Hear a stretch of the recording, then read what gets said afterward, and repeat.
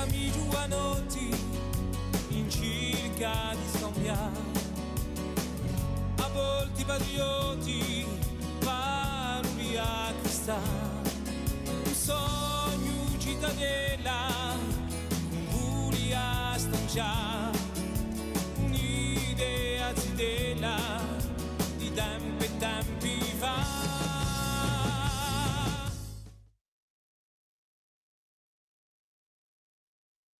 J'ai eu un remerciement à Kevin Pedrogne, qui est donc docteur en culture et langue régionale, et qui nous fait l'honneur de prendre quelques peu donc, sur son temps libre. On sait que c'est difficile dans la vie de chercheur de pouvoir se libérer, d'avoir du temps libre, et qui nous fait l'honneur donc de prendre donc, sur son temps libre pour nous offrir cette conférence aujourd'hui donc sur littérature et révolution de Corse, pour te présenter en deux mots. Donc voilà, Kevin qui est, comme je l'ai dit, docteur en culture et langue régionale, qui est également l'auteur de plusieurs ouvrages comme L'adieu aux aspirations nationales, ainsi que l'anthologie des grands discours,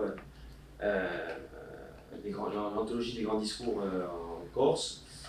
Et je voulais remercier Kevin, je voulais remercier également l'opportunité qui nous a été donnée de pouvoir proposer cette conférence au sein des journées agriculture de l'enseignement supérieur. Et je ne vais pas allonger plus que ça le propos et simplement remercier donc, tous les étudiants qui sont venus. On sait qu'on touche à la fin de l'année étudiante que les effectifs sont de plus en plus faibles, mais je vois qu'il y a quand même plusieurs étudiants qui sont présents, et voilà, je tenais à vous remercier, et j'espère voilà, que vous prendrez plaisir à écouter cette conférence de Kevin. Je ne sais pas si Loïc, tu voulais rajouter un mot, si on est bon jusqu'ici. Donc évidemment, voilà, ça se fait dans le cadre des JACS et au nom de la Socio-Historienne Montazet, et c'était la conférence que l'on devait faire à la base pour le 8 décembre, dans le cadre de la Festa di Nation. Et je pense que cela s'inscrit plutôt bien avec les thématiques qui sont traitées actuellement dans le cadre du tricentenaire de Paoli. Donc avec cette année Paoli qui a débuté depuis dimanche dernier. Et voilà, je ne vais pas allonger plus le propos, et je te laisse la parole, Kevin. Merci beaucoup Pierre, je me joins aussi aux remerciements. C'était une vieille promesse que j'avais faite à Loïc il y a quelques années, donc je vous remercie d'autant plus l'association de me donner la possibilité de m'exprimer aujourd'hui. Je remercie bien sûr la JACS, les journées pour la culture et l'art de l'enseignement supérieur.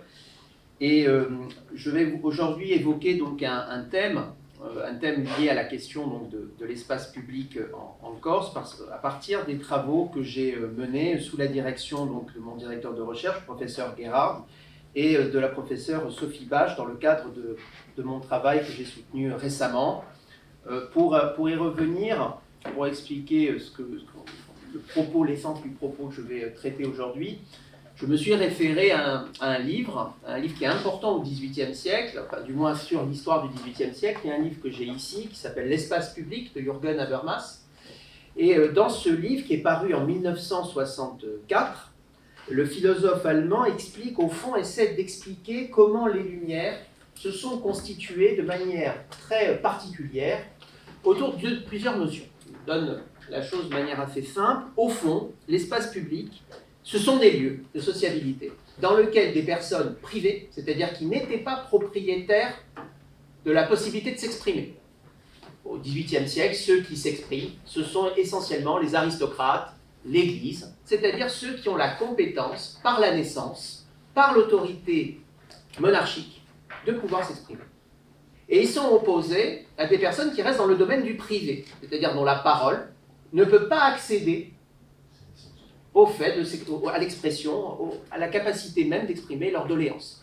Une grande partie est le peuple. Seulement dans le peuple, vous avez une catégorie que va traiter en réalité Jürgen Habermas, qui est celle de la bourgeoisie. C'est-à-dire, au fond, ce sont des riches propriétaires, les bourgeois essentiellement. Ils jouent un rôle puisqu'ils financent la cour, mais ils n'ont pas lieu d'expression. Et tout au long du XVIIIe siècle, vous avez des espaces qu'on appelle des espaces de sociabilisation, des cafés, des salons, des lieux où en fait des gens qui viennent à la fois de l'aristocratie et à la fois de cette élite marchande se rencontrent, se réunissent pour discuter des affaires du monde. Et dans cet espace-là, par définition, on va commencer à se dire, mais au fond, si je suis en capacité, moi aussi, de m'exprimer, d'évoquer des réformes sur l'économie, sur l'agriculture, sur le commerce, quelle est la légitimité de la naissance dans le fait de bien juger, de bien gouverner? Et vous voyez que s'organise autour de la question même de la répartition de la parole dans ces espaces une contestation qui est cette humeur révolutionnaire qu'a pu traiter l'historien Robert Danton en disant tout simplement que ça constitue les premiers éléments de contestation à l'origine de la Révolution française. Soudainement, l'autorité et la compétence monarchique est remise en cause, peut être associée à une critique.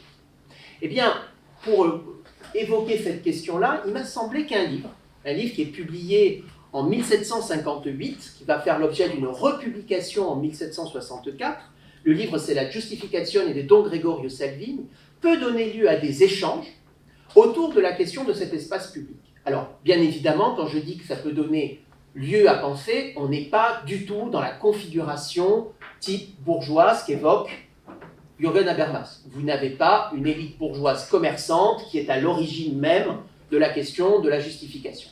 Néanmoins, vous avez quelque chose d'intéressant. Qu'est-ce que c'est au fond que la justification? C'est un espace dans lequel trois personnes, deux corses, un progénois, l'évêque Justinian contre Salvini et Guelfucci, vont en quelque sorte disserter autour de la légitimité de la révolution corse. Pourquoi c'est important? Parce que dans l'Ancien Régime, qui est un régime théocratique, normalement, on ne peut pas se révolter contre le souverain. Dès lors qu'on se révolte contre l'autorité monarchique, ou de la République de Gênes dans le cas échéant, eh bien, par définition, on remet en cause la légitimité conférée par Dieu. Vous êtes à la fois rebelle aux yeux politiques, mais vous êtes également excommunié au niveau religieux. Donc la charge, la portée est terrible. Néanmoins, ce qui se passe dans ce texte, c'est qu'on va créer un lieu. Le livre devient un espace de dialogue où des gens qui sont en quelque sorte reconnus comme illégitimes pour porter la parole auprès de Gênes, l'apprennent et discutent avec Pierre-Marie et Justinian des enjeux liés à leur révolte. Et en quelque sorte, créent par ce lieu-là, par ce lieu même qu'est le livre, un espace où il est possible de contester cette autorité. Et c'est ça qui va m'intéresser aujourd'hui, c'est ça qui pour moi constitue cet écho en quelque sorte à cet espace public qui peut être suscité par le livre, c'est au fond comment la construction de cet essai vient participer à l'élaboration d'un espace de discussion, de confrontation qui peut être dangereux pour Gênes. Et donc il va participer au fond de cette humeur révolutionnaire aussi bien en Corse qu'en Europe. Alors pour le faire, je vais évoquer trois notions, trois niveaux. Un premier niveau, c'est les orateurs, c'est-à-dire ici, en fait, c'est les écrivains qui publient leurs pamphlets, d'accord? Mais qui, dans l'espace du livre, comme le livre est organisé comme un lieu où on délibère, vont jouer un peu le rôle d'orateur. Ils se placent dans la situation même de plaideur d'une cause vis-à-vis de quelqu'un qui va être, si vous voulez, la défense contre l'accusé, vous voyez, dans un cas de justice. Le deuxième moment, c'est le lieu de parole. C'est cet espace, justement, de dialogue, comment il s'organise, comment il se constitue, quelle est la tradition qui est à l'origine de cet espace de parole. Et puis enfin, le troisième niveau, c'est la parole elle-même. Au fond, dans la parole, dans l'exercice même verbal qui se déroule, vous avez deux niveaux d'argumentation qui vont se confronter. Un qui repose sur la raison, on va étudier par rapport à des faits que l'on va contester une autorité. Et de l'autre, on va prendre un argument qui est très fin, qui est l'argument d'autorité, l'argument de la force. Je suis évêque, je suis représentant de Dieu, je n'ai pas besoin de me justifier devant vous. Alors le premier point, c'est les orateurs. Alors, quel est leur statut, d'où ils viennent, et au fond, qu'est-ce qui pose problème à ce moment-là dans la répartition même de cet espace public en gestation? En fait, la notion que je voudrais vous montrer, c'est que très tôt, ce qui va poser problème dans le statut de ceux qui vont évoquer, qui vont parler, c'est la notion de brouillage. Deux niveaux pour cela. Tout d'abord, toutes les personnes qui sont convoquées, c'est le premier point, viennent de l'Église. c'est le statut social par référence. Je viens là, pour le coup, d'évoquer peut-être même une contradiction avec ce que disait Jürgen Habermas. Hein. Par définition, il vient d'une autorité qui est une autorité reconnue, puisque l'Église, c'est le lieu où on peut s'exprimer, on a la parole. Vous avez Bonfigliolo Guelfucci, qui est un prêtre, qui est enseignant de théologie. Vous avez donc Gregorio Salvini, qui est juriste, qui est prêtre. Et puis vous avez Pierre-Marie Giustiniani, qui lui-même, alors là, pour le coup, et même, comme le dit très bien le professeur Guérard, dit dans un article qu'il a consacré à sa figure, l'évêque, donc la stature même suprême de l'autorité ecclésiale en Corse, puisqu'il est évêque de Sagone, donc vraiment la figure, la stature même de l'autorité du pouvoir génois et théocratique dans l'île. Ici, au fond, on pourrait se dire, à partir du moment où ils viennent tous du clergé, par définition, venant tous du clergé, ils partageraient la même position. Or, en fait, ce qui va se passer, c'est que vous avez un nivellement de la parole qui se passe. L'autorité génoise, au fond de Justiniani, il vient de famille de notables. Il n'a aucun intérêt à remettre en cause les privilèges. Ça, c'est très clair. En revanche, l'autorité ecclésiale corse, qui elle est plutôt appartenant plutôt au bas clergé, a tout intérêt à la remettre en cause, parce que par définition, elle est originaire d'un espace et d'un lieu qui se trouve à cette époque en contestation, et elle-même, pour évoluer dans la hiérarchie ecclésiale, a besoin en quelque sorte de réformes au sein de l'Église, afin de monter elle aussi et de pouvoir parvenir à ces lieux de pouvoir. Donc il y a un brouillage qui se passe. Ce brouillage, c'est qu'entre l'autorité ecclésiale la plus haute, qui est représentée par Justiniani, et l'autorité ecclésiale la plus basse, qui est plutôt celle où se trouvent les Corses, va apparaître un deuxième argumentaire, un deuxième statut au fond de ceux qui parlent, c'est le statut politique. On va passer de la notion religieuse à la notion pamphlétaire politique. Qu'est-ce qu'on remarque ?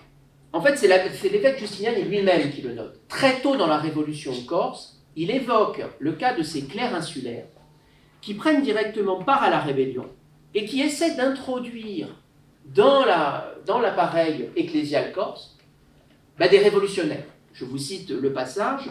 « Les rebelles disposent des charges ecclésiastiques, s'ingèrent dans l'administration des sacrements et dans la prédication évangélique.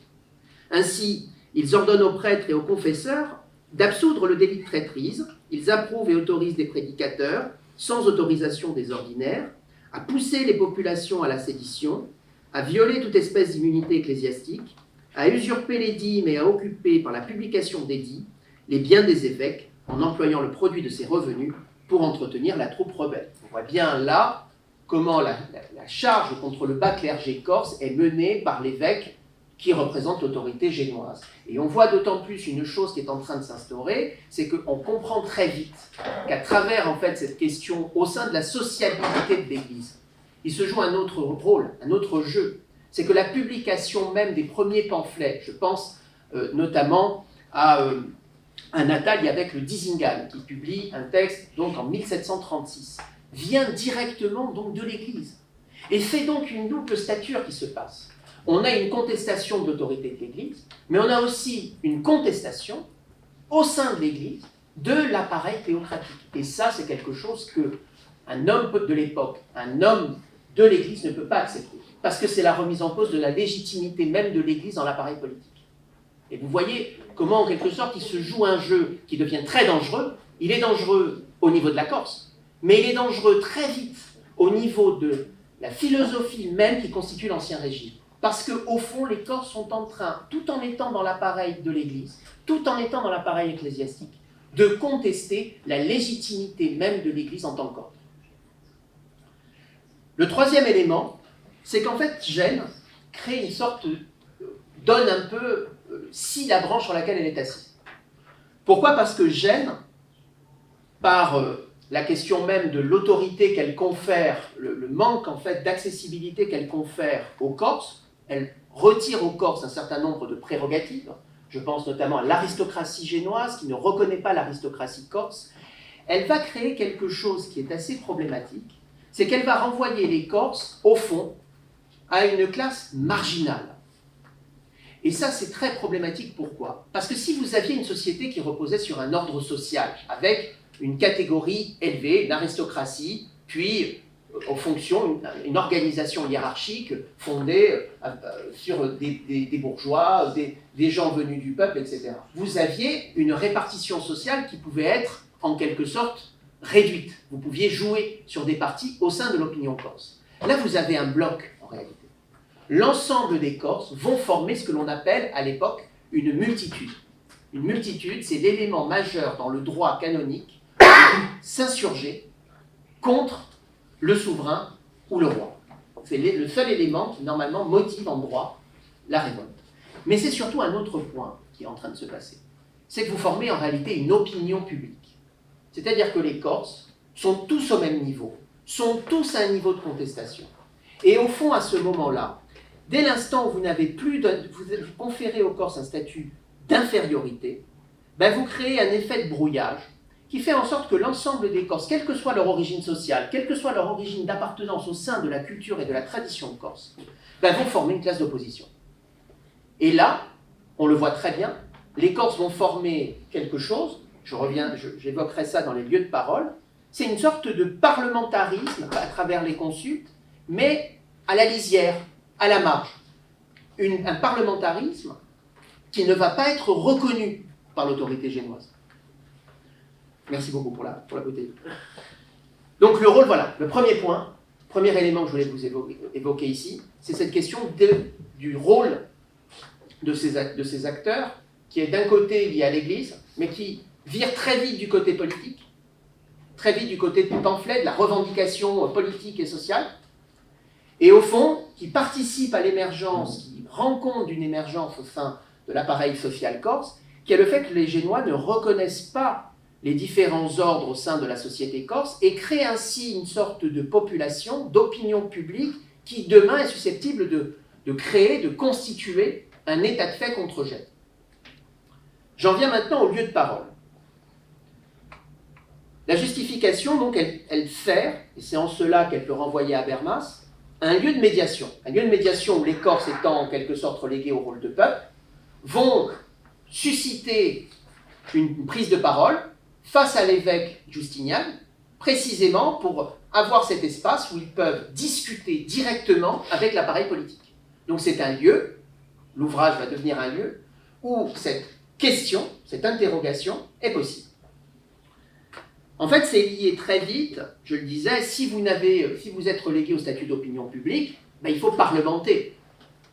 Parce que si vous n'arrivez pas à être représenté auprès de l'autorité génoise, il faut trouver les moyens de l'être. Et souvent, ce qui avait été évoqué par d'autres historiens, c'est que la légitimité de locuteur insulaire, entre Corse et Génois, avait pu être contestée, avait pu subir un rôle de marginalité, parce que souvent, on n'avait pas accordé aux Corses un statut de représentation des différents ordres, de représentation permanente des communautés, et au fond, Gênes avait très peu de moyens, excepté le Conseil des Nobles 12, mais le Conseil des Nobles 12 lui-même, dans le Conseil des Nobles 12, vous étiez noble, mais vous étiez noble au moins. Donc il n'y a pas véritablement, si vous voulez, de représentation de l'ordre aristocratique. On avait une mise en discussion, un abattement de la parole aristocratique, et donc de remise en cause des parlements. Et ça, c'est quelque chose qui est très vite pris en compte par les différents historiens qui ont évoqué la question. Alors, je le disais tout à l'heure, l'ingéniosité, me semble-t-il, du livre, c'est finalement d'être un livre de livres. Un livre qui recueille en son sein 3 livres différents, dans le but de créer un dialogue entre 3 positions. Je m'explique. Au fond, vous avez dans la justification, là, le texte publié par Gregorio Salvini en 58, repris donc dans la version de 64. Vous avez une autre publication, c'est les Riflessioni de Justiniani, qu'on va intégrer dans le texte, et on va lui donner le rôle, on va récupérer ce texte-là, on va le sectionner, ce texte, et on va avoir à chaque fois le justificateur, qui est Salvini, contre l'anti-justificateur, qui est Justiniani. Donc en gros, les pour, les contre. Et puis vous avez un troisième, c'est les Osservazioni de Guelfucci, qui, elles, vont en fait servir souvent de synthèse. Mais bien évidemment, là, c'est un point d'atténuation que je donne, c'est que si vous étiez dans un vrai débat, vous avez toujours normalement une troisième voie. La troisième voie, c'est le fait de sortir du conflit. Comme il s'agit d'un livre qui est un livre de propagande dans un appareil politique déterminé, c'est-à-dire qu'il s'agit de défendre la cause des Corses marginalisés par GEM, la troisième voie, bien évidemment, est au service des Corses. Ça, il n'y a pas de discussion possible, c'est normal, il n'y a pas de... Voilà.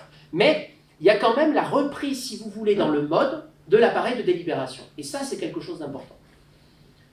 J'en viens à l'organisation rhétorique. Au fond, si vous voulez, c'est quelque chose qui a été montré par d'autres historiens. Je pense à Bénédicte Serres, dans un livre consacré à l'espace public qu'avait pu publier Nicolas Offenstahl et maintenant son nom m'échappe, et professeur au Collège de France, qui est historien, Patrick Boucheron.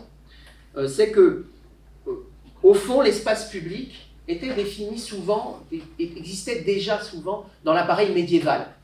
On l'utilisait souvent dans la rhétorique universitaire.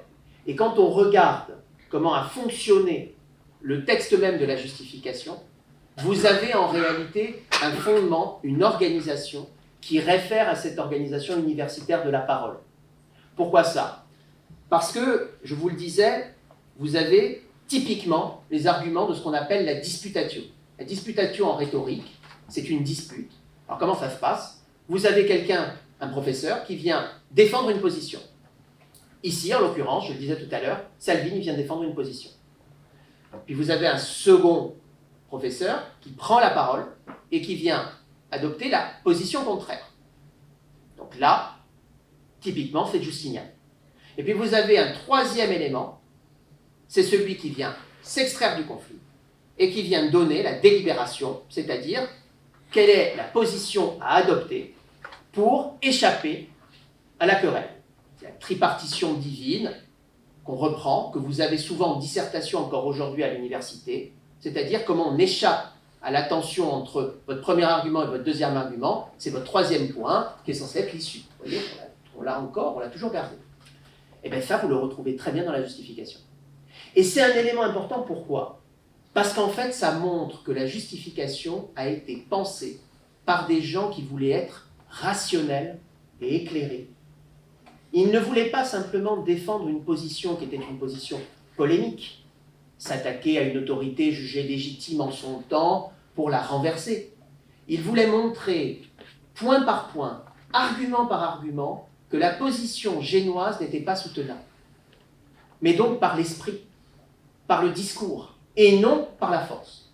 Et ça, c'est un élément central, là encore, de ce que c'est que l'opinion publique. Des gens raisonnés, éclairés, qui par des arguments vont se confronter à la parole d'autrui, dans le but d'indiquer par là leur intérêt du bien commun et de l'intérêt général. Et ça, c'est un élément central de la modernité. J'en viens à la parole. Alors c'est un lieu qui facilite la discussion, bien sûr, parce que ce sont des gens, on l'a dit, qui ne viennent pas forcément du même niveau d'ordre dans l'appareil ecclésiastique. Le contenu du discours aussi crée une situation de scandale. Ça me semble évident, puisque la justification même demande en fait à ce qu'on éclaircisse la situation pour que les Corses n'aillent pas quand même en enfer. C'est quand même pas tout à fait à l'époque un élément pris à la légère, si vous voulez.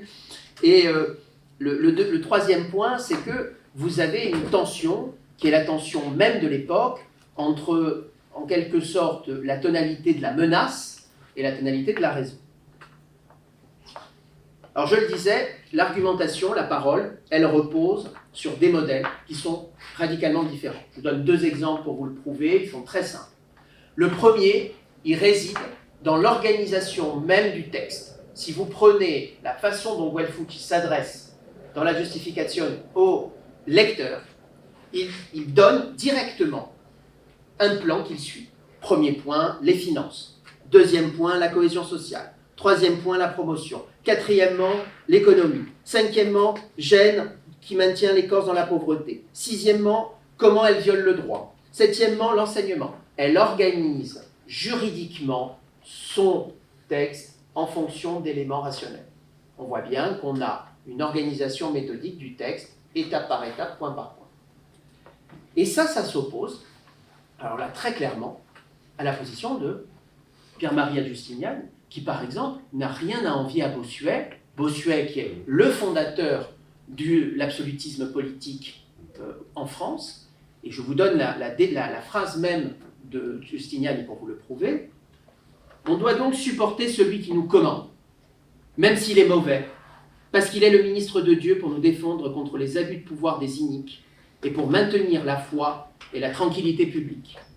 En effet, la loi qui vous commande d'obéir à votre souverain et qui vous oblige dans le seul forum éternel n'est ni civile ni pénale, mais celle qui vous contraint en conscience et sous peine de péché est naturelle et divine. On ne peut pas faire mieux comme argument d'autorité. Vous pouvez avoir tous les arguments possibles en droit, vous pouvez vous insurger, vous révolter, peu importe, à partir du moment où vous remettez en cause un droit qui est fondé sur la nature, qui est fondé donc sur votre naissance, et qui est légitimé par Dieu, vous ne pouvez pas le contester. Donc n'essayez même pas, on ne va pas rentrer dans le détail de ce que vous dites, de toute façon vous êtes des renégats, des pécheurs, et vous devez être considérés comme tels. Il n'y a pas de discussion. Vous voyez bien qu'on est sur deux registres très différents. Et on voit bien là, au fond, la querelle entre lumière d'un côté et autorité d'Ancien Régime de l'autre. Parce que les Lumières, on vient susciter, on vient vous donner un livre entre les mains. On vient vous dire, voilà lecteur, maintenant vous êtes en capacité de pouvoir réformer la situation. Alors bien sûr, ça se fait dans l'ancien droit, on n'est pas tout à fait dans la Révolution française, bien loin de là. Mais on a quand même des éléments où on dit, il est possible de réformer. Et de l'autre côté, pas du tout. On ne va pas discuter avec les insurgés. Au fond, ce qui se passe aussi, c'est que vous avez une notion qui est très importante, c'est qu'on va banaliser le scandale. Alors, c'est l'autre point de la parole.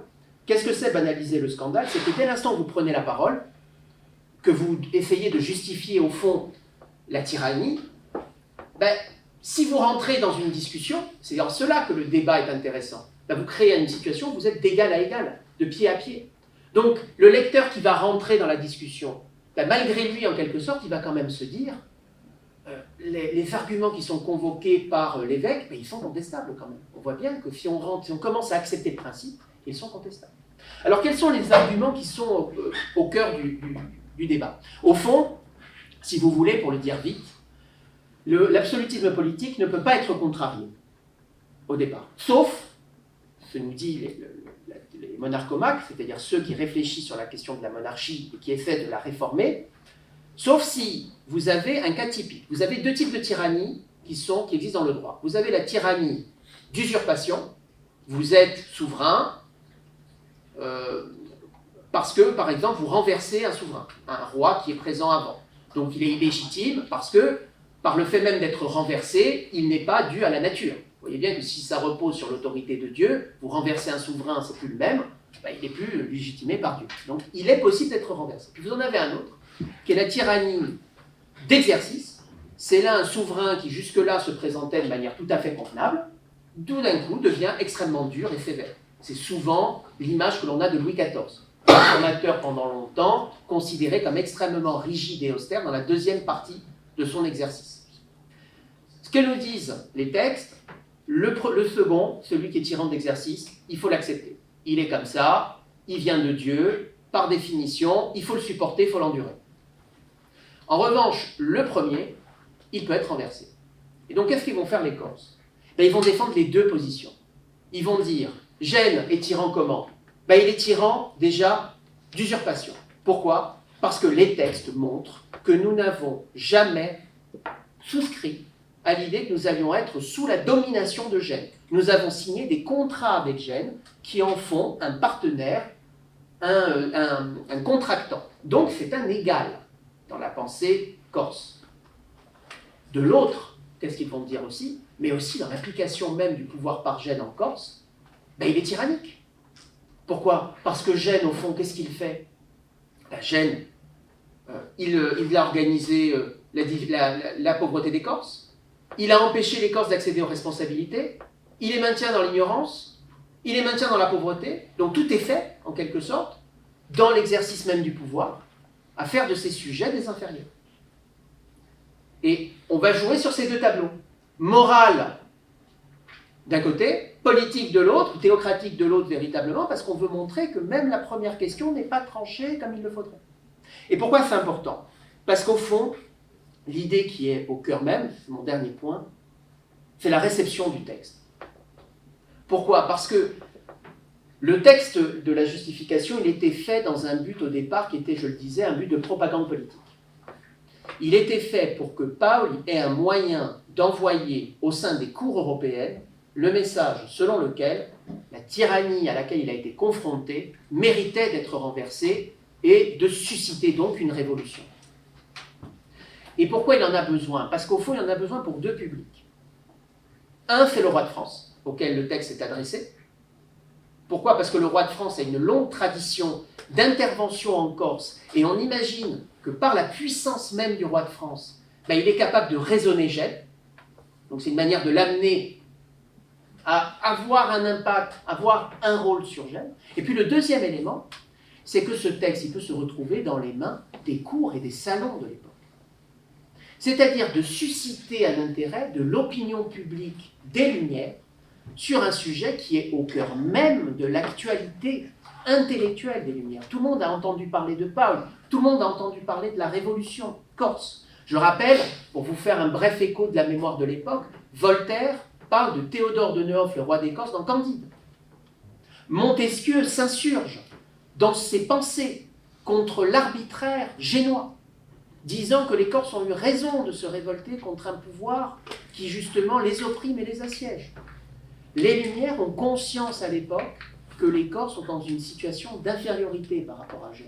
Et donc ce texte-là, il vient dire, il faut d'un côté intervenir politiquement, et il faut d'un autre côté intervenir sur l'opinion publique, la prendre à témoin, prendre ces auteurs, ces philosophes, ces cours, ces sociétés, ces salons qui se développent, qui sont dans ce livre-là, pour la Corse, faire qu'ils prennent fait et cause pour la Corse.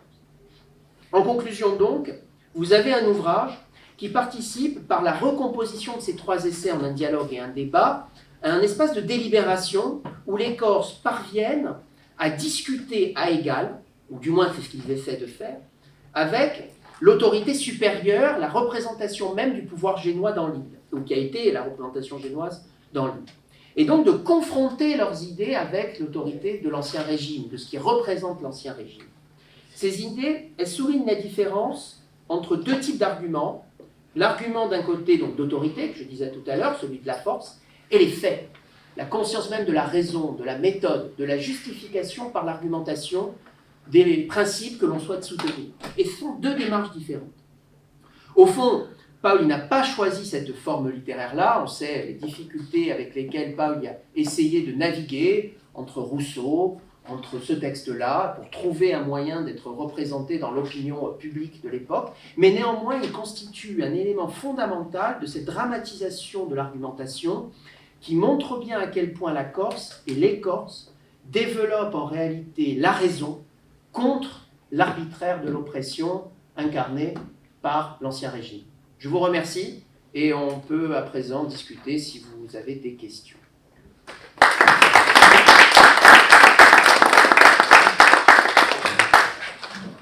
Erami giovanotti in cerca di scambiare, a volte patrioti, paroli a cristallo, un sogno cittadella, un puri a stanciare.